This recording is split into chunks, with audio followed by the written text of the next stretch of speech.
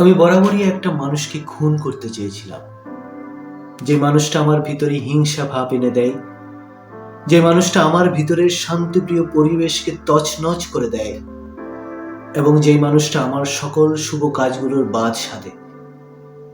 আমি সেই মানুষটাকে খুন করতে চেয়েছিলাম।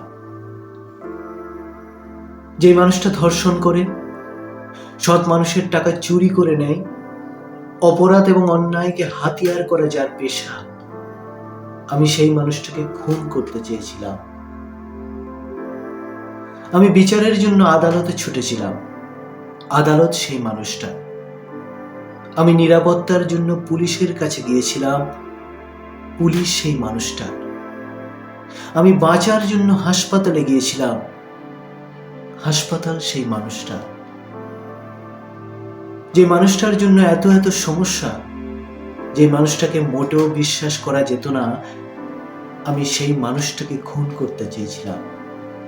হ্যাঁ, আমি সেই মানুষটাকে খুন করতে চেয়েছিলাম।